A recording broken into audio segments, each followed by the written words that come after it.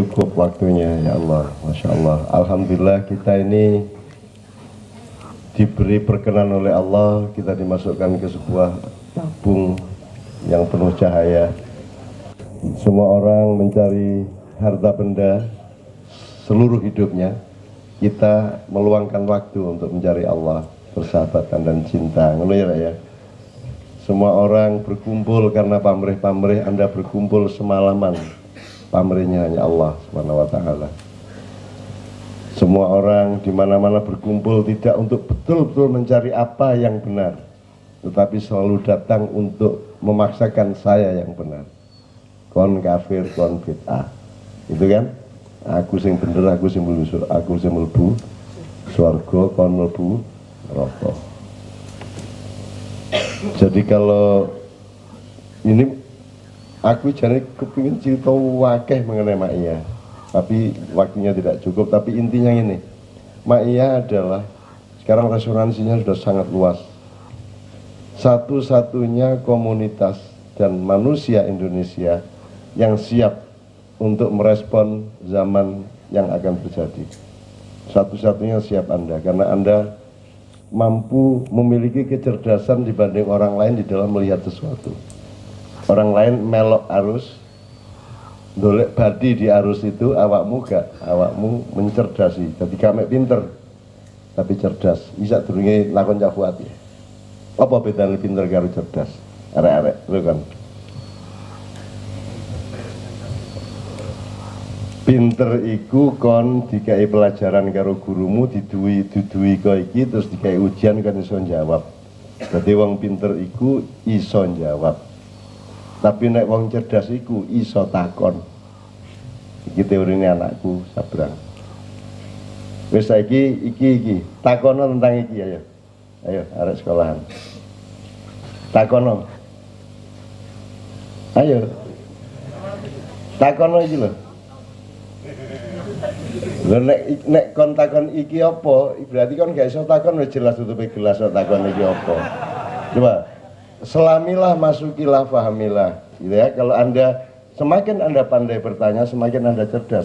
Karena orang yang pandai bertanya, dia yang akan menjadi pembaharu, dia yang akan menjadi mujaddid kalau dalam Muhammadiyah, dia akan menjadi inovator, dia yang akan gawe barang sing anyar sing gak kaya iki kabeh. Karena di Indonesia ini, kalau Anda misalnya gini, di antara makanan yang Anda makan terus kadang-kadang ada penyakitnya gitu kan. Iki tak kandani Indonesia iki penyakitnya ya makanane pokok kuwi. Makanan pokoknya itu penyakit semua. Jadi sing kok pangan bendino, politike, kebudayaane, TV-ne, korane itu ya itu penyakitnya. Jadi kita itu secara legal dan diwajibkan secara konstitusi untuk makan penyakit tiap hari. Arek SMK gak usah mlayu runu ado-ado. Ya ngurusi ban karo otomotif dan komputer, tapi pokoknya pinter takon ya rek ya. Citok wis, contoh wis. Iki apa? HP, wis, apa meneh? Masuk main HP tok. Ayo, handphone lah, bedane handphone pada betik karo ayam ini, pada karo taek karo lentung ini. Ayo apa iki? Ayo latihan kecerdasan. Wesi, logam, wes, tadi logam apa meneh? Plastik apa meneh? Kaca apa meneh? Masih sama itu, masih dimensinya podo. Plastik, logam, kaca itu masih dimensi benda apa meneh? Karet, podo cek benda. Melbu apa meneh? Sing ngombo. Ayo awakmu liyane. Alat komunikasi sudah masuk dimensi fungsi terus. Oke, aplikasi komunikasi lebih masuk lagi. Ayo terus. Software masih sama ranahnya. Software, aplikasi, Facebook sama. Ayo terus lebono meneh. Nek kon wis ngerti hakikate sampai jero-jerone, engko kon iso gawe anyar. Kon ilinga ya, zaman awakmu lahir gorong ono handphone. Dan kok dilungkas handphone ya gak payu. Biyen ono pager, ono segala macam. Biyen kantor pos iki rame, saiki wis gak ono wong nang kantor pos. kecuali kirim paket ya. Lalu apa kirim surat numpak angkot nang kantor pos wong kono karo handphone email iso WA iso ya toh. Nah, terus ayo terus jajal 2-3 dimensi lagi. Kamera ya fungsi sama itu kedua tadi, tingkat kedua. Ayo terus. Ngono carane terus, Oke, sinyal itu perluasan dari alat komunikasi. Perangkat alat komunikasi adalah sinyal. Sinyal adalah nama yang menjelaskan tentang ada nyala yang menghubungkan, kan begitu kan? Ada frekuensi. Terus apa mana? Terus. Ayo dolekno terus. Yes. Maka sak membrut. Apa? Nah, ini alat yang paling efektif untuk bikin orang gelut, lok-lokan, nyek-nyekan, alat untuk membuat orang jadi pengecut. Ya tak gak? Wani ngomong gak wani kepeduk. Ya tak gak? Nah, terus. Jek dua apa? Terus. Saiki sing meluas sama yang menyempit. Saiki menyempit sih wis, meluas wis tutup. Pencipta konflik, menyempit lagi. Tadi kamu bilang ini logam. Terus logam itu yang lebih kecil lagi apa?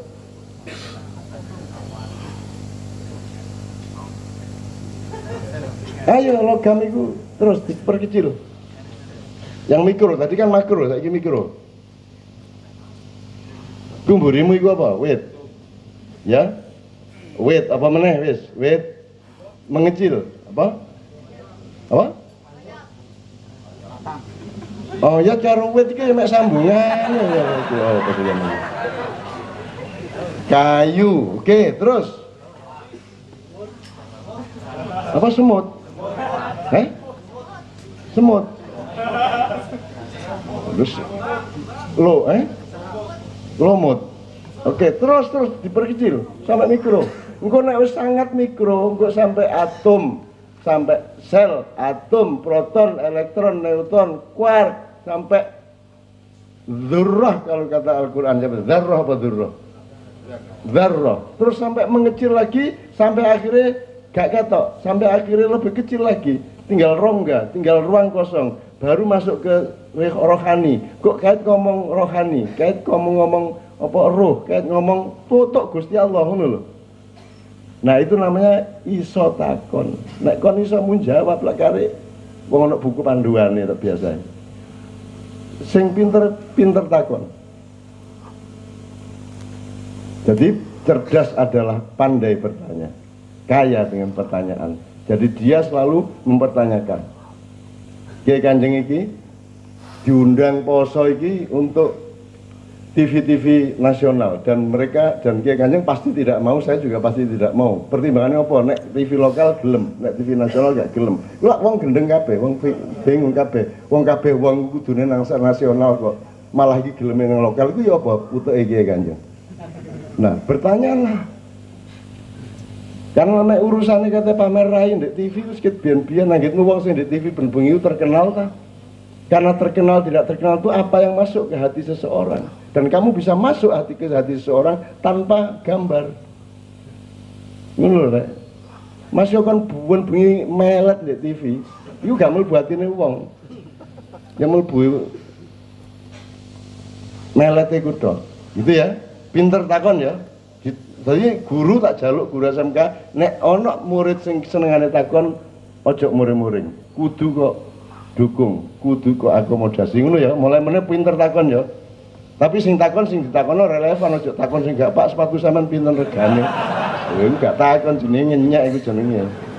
Lho kok sak monten pinten gaji sampean? Lho itu kok takon jenenge. Takon itu yang pencarian ilmu ngene Dik ya. Oke.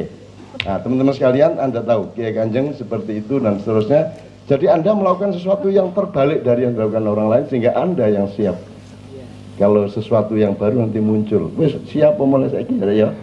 Siapa mulai saiki sing tangguh? Aku njaluk Kak Fuad, aku usul nang arek cilik-cilik ikon, kamu harus militer kepada dirimu sendiri. Militeristik kepada dirimu, kepada orang lain tidak. Pada orang lain lembut, sayang, mesra gitu ya. Tapi ojo mesra teman-teman, kok padha lanange mesra. Ya. Tapi kepada diri sendiri, aku tangi jam 5. Tek, tangi jam 5, keras. Pokoknya begitu ngelilir, wet, mencolot, ngono ya. Yang keras kepada dirimu sendiri. Sinau, sinau. Ya, satu. Tegas dan kalau perlu kadang-kadang kejam sedikit kepada dirimu sendiri. Aku kecil kejam nang awakku. Ceritane tuwa, ya. Nomor loro, kon kudu pinter ngitung nang awakmu. Ngitung ku artine iki bener ta gak? Iki mang salah piro aku? Dina iki mang dosa apa? Aku kurang sregep kaya apa? Ben kate turu kok hitung awakmu. Nek kon iso ngitung awakmu kok ngitung ndek njaba gampang. Bapakku nyambut gawe iki saiki mbayare sakene cukup tak gak kok hitung. Gitu. Kamu akan punya apa namanya? Punya tasamuh, akan punya toleransi kepada ayah ibumu, kepada semuanya dan kamu akan lebih rajin sekolah. Nomor telu, kon kudu pinter internet. Tapi internet itu isine nomor gak menikmati tapi posone sing penting. Pokoknya ono ngene iki pindah, ngono ya. Apa ono ngene iki apa? Wanita gak kon pindah. Pokoknya ono mall 5 pindah. Mall 5 mutlak harus kamu hindarkan. Gak oleh, belas. Apa mall 5? Gak ada kan? Gak apa-apa masih cilik ya. Anak itu siapa? 5. Maling, medok atau madon, minum, madat, main. Jadi main itu judi. Judi tidak hanya judi teplek karo utup. Ya. Ojo judi itu macam-macam. Lah aku tak bayar 1 juta sapa oleh 20 juta. Ayo sini bayar 1 juta insya Allah kamu dapat 20 juta. Ngono ta? Nek gak dapat 20 juta kok dilokno kon gak ikhlas wingi kayak 1 juta. Lah ngono. Wala tamnun tastakthir. Tastakthir. Pokoknya memberi titik, tidak boleh memberi dengan harapan atau dengan keinginan mendapatkan lebih banyak. Itu Quran fix ayatnya seperti itu. Ini ya. Oke, berjudi gak oleh. Madat apa madat itu? Naryo sih narkoba kan. Naryo kula arek bener iko ya, narkoba, madat itu narkoba. Apapun saja, bahkan tidak hanya benda narkoba, apa saja yang nyandu tidak boleh kecuali Allah. Nek nyandu nang Gusti Allah gak mal. Nyandu rokok tidak boleh. Kon ngerokok wani, gak ngerokok wani. Ngono lho.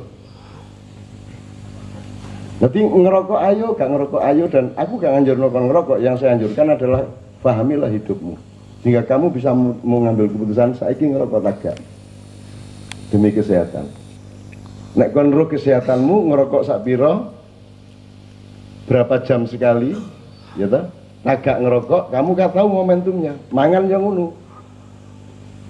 Makan kapan, mangan sak piro, sak piturute kudu paham. Jadi pahami hidupmu, itu yang saya sarankan. Perkara ngerokok gak ngerokok sak karepmu. Asal kamu paham efeknya kepada dirimu. Kan gitu ya. Oke, madan maling apa? Korupsi itu maling. Jadi saya ini jangan mengatakan itu koruptor, gak paham itu, wong dodol kayu gak paham koruptor. Maling ngono ya. Maling nek didik ngutil. Nek rada akeh wah akeh nek ngerampok iki, rada akeh jambret. Ya nek rada akeh gangsir, nyolong, ngerampok. Sing paling jukur dhewe apa? Begal ya mek didik rek. Sing paling jukur dhewe. Gas. Ngelowong gitu. Kok ngelowong apa? Ngepek sak segoro oke, ngono ya. Mau 5 jelas ya. Pokoknya mau 5 mutlak tidak boleh. Kalau Anda orang tua anakmu nek perlu kok selending. Tidak boleh. Belas gak oleh. Tidak ada kompromi. 5 ini. Ya? Oke. Wes, ngerti ya sih ya. Wes, saya pinter bertanya. Mulai besok guru SMK harus waduh, siapa ini? Ngono. Jadi kalau muring-muring ya gurunya, kecuali sing takono sing gak. Pak sampean rabi tahun piro? Itu pertanyaan iki jenenge ya. Oke. Bismillahirrahmanirrahim. Oke teman sekalian, nanti mudah-mudahan ada waktu untuk sedikit saya tanya-tanya sama Kiai Kanjeng, tapi saya silakan yang tanya kita buat 3 orang. 1. Oke, 1 dulu nggak apa-apa, silakan. Ya mas, ini mas, maju mas.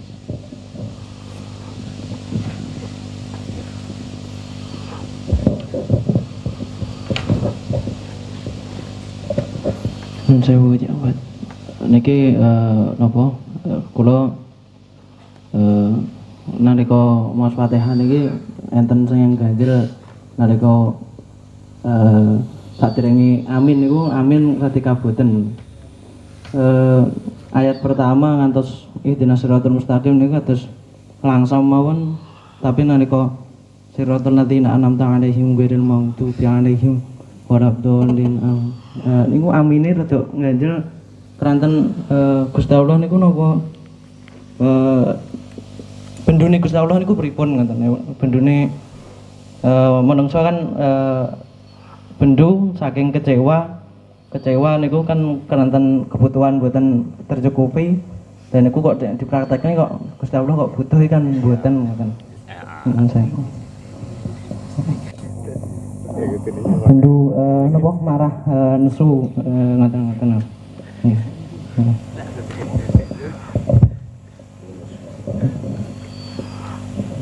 Ya, jadi kalau kita analisa Al-Fatihah itu kan dimulai dengan apa? Pujian kepada Allah. Alhamdulillahirabbil alamin, arrahmanirrahim, maliki yaumiddin. Ya, jadi dimulai dengan puji-pujian kepada Allah. Kemudian yang kedua itu pernyataan ikrar. Iyyaka na'budu wa iyyaka nasta'in. Baru kemudian apa? Permohonan. Ihdinas siratal mustaqim. Kan begitu, ya. Nah, ayat yang terakhir itu kan penjelasan tentang arti as-siratal mustaqim. Siratal mustaqim itu yang bagaimana dijelaskan oleh Allah dengan sederhana, yaitu siratal ladzina an'amta 'alaihim, yaitu jalannya orang-orang yang sudah engkau beri nikmat, ghairil maghdubi 'alaihim waladhdallin. Berarti ada dua yang tidak termasuk siratal mustaqim, yaitu jalannya orang-orang yang dimurkai Allah, dan yang kedua jalannya orang-orang yang sesat. Nah, jadi ada perbedaan antara orang sesat dan orang yang dimurkai Allah. Mana yang lebih berat, orang yang dimurkai Allah atau orang yang sesat? Mana yang lebih berat?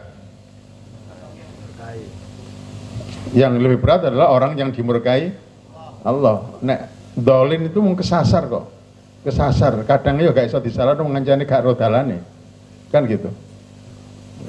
Nah, para ulama menjelaskan yang masuk kategori ad-dolin itu adalah orang-orang Nasrani, ahli kitab Nasrani.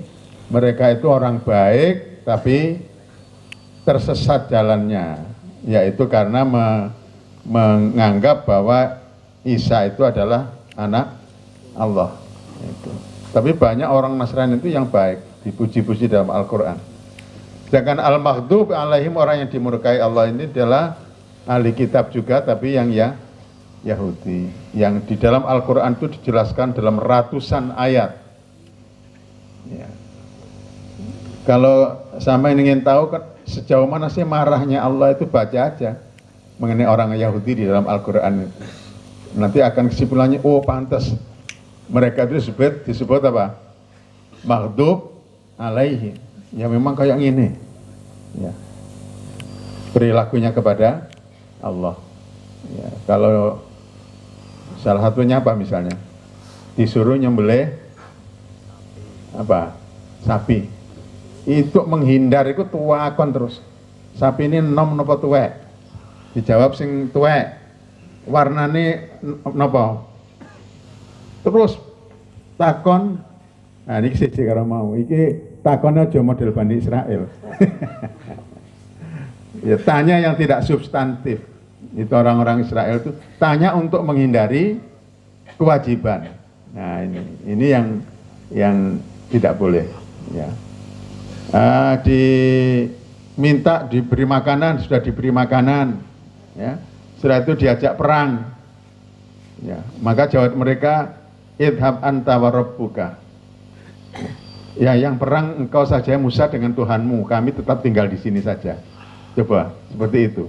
Nah ini contoh-contoh ya dari mengapa mereka disebut al-maghdub alaihim.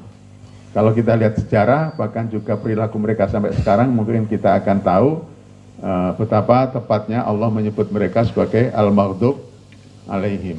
Nah kira-kira itu jawaban saya ya. Masih ada? Oh ya. Bentar. Saya sedikit nerangkan sedikit ini pertanyaannya. Tapi begini, jangan membayangkan kalau Allah marah itu seperti marahnya manusia, gitu ya. Bukan seperti itu. Wah ini dimarahi oleh Allah.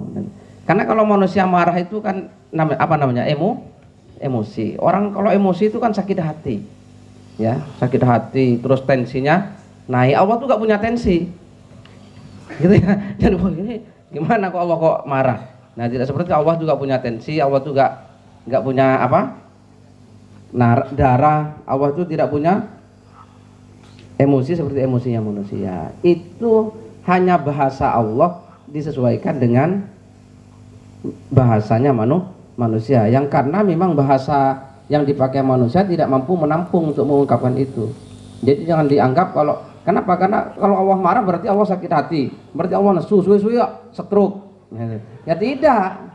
Masa terus-terusan marah sama orang Yahudi stroke, Insya Allah. Terus ada gerakan membela Allah. Nah ini terus dikira Allah seperti manusia saja. Nah bukan seperti itu. Insya Allah stroke loh. Nah bukan seperti itu. Itu hanya bahasa, gitu ya. Itu jadi dipahamilah Allah itu maksudnya dimurkai oleh Allah itu bahasa manusia yang dipakai oleh Allah. Karena memang tidak ada bahasa lain yang bisa dipakai untuk itu. Begitu mungkin itu saja. Silakan berikutnya Mas dari sebelah kanan tadi. Depan mana? Ayo Mas, masuk. Langsung maju Mas. Itu mikrofonnya di Mbak Yudi, Mbak Nia. Ya. Silakan Mas.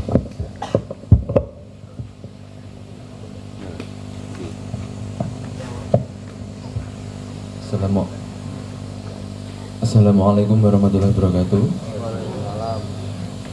Saya ingin menanyakan tentang zikrul ahibat, yaitu mengenang apa itu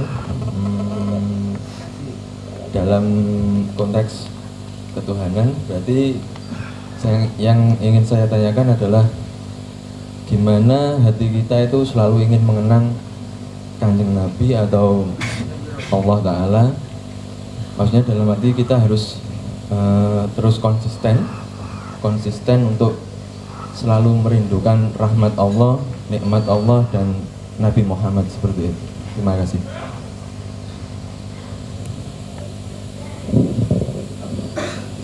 Masih ada lagi? Silakan Mas, langsung. Ya. Kemudian satu lagi terakhir Mas ya.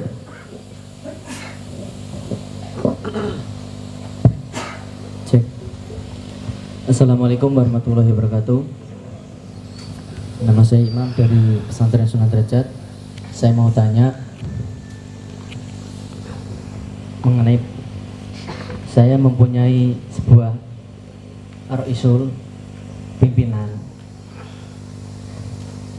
Namun dikatakan di hadis pimpinan itu kita harus nurut, tawadhu. Cuman ceritanya seperti ini. Jikalau kita mau melaksanakan sholat Jumat di sebuah perjalanan yang jauh, niat pertama kita baik dan benar. Cuman waktu di perjalanan itu melenceng. Bahwa di perjalanan kita mampir ngopi, gedaan, terus di warung dan sebagainya. Namun tujuan kita pertama ingin melaksanakan sholat Jumat, tapi di perjalanannya itu agak melenceng. Itu saya ingin mendapatkan saran pendapat dari studio. Silakan terakhir Mas ya.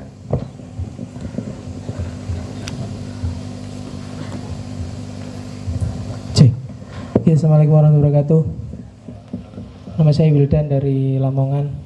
Saya cuma mau tanya masalah judul ini tadi.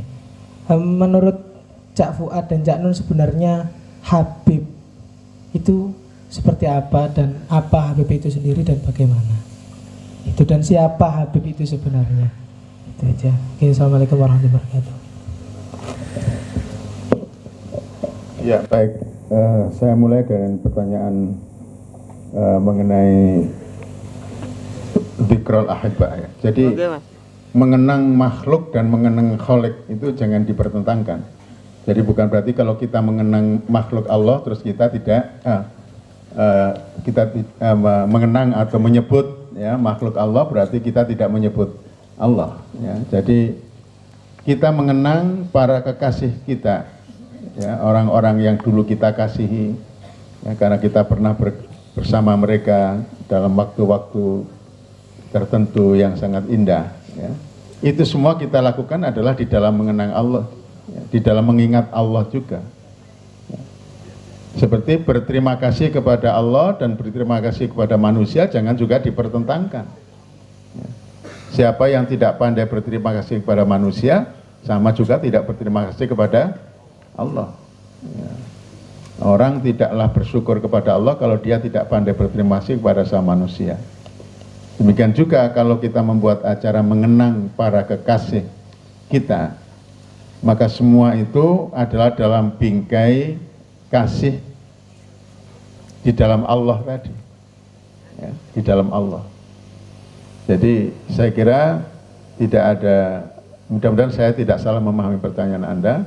Kita tidak janganlah dipertentangkan soal kita mencintai Allah. Kalau kita hanya mencintai, kalau kita mencintai ibu kita, bapak kita, bukan berarti cinta kita kepada Allah itu berkurang, enggak. Cinta kita kepada Allah, kepada Rasulullah, kepada bapak ibu kita, kepada anak kita itu bisa semuanya 100%. Ya, bisa semuanya utuh, asal semuanya itu ya kita bingkai di dalam cinta kita kepada Allah Subhanahu wa Ta'ala ya. Kemudian yang kedua mengenai sholat Jumat tadi itu, dan juga mengenai istilah habaib, barangkali yang dimaksudkan ini istilah habaib ini ya. Nah, kalau ini Ustadz Muzamil yang paling tahu ini, monggo silakan.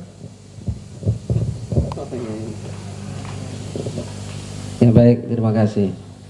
Jadi kalau pertanyaannya berguru kepada seorang, ternyata gurunya di pertengahan jalan seperti itu. Jadi begini, pertama kita tidak boleh memutlakkan pandangan kita, gitu ya, terhadap siapapun, apalagi juga termasuk kepada guru kita, gitu ya.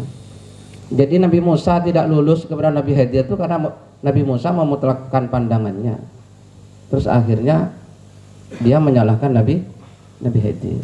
Itu satu husnudzon. Jangan-jangan gurunya sampean itu versi Nabi Khidir, sampean Nabi Musa. Nah ya, nggak kepedu ini.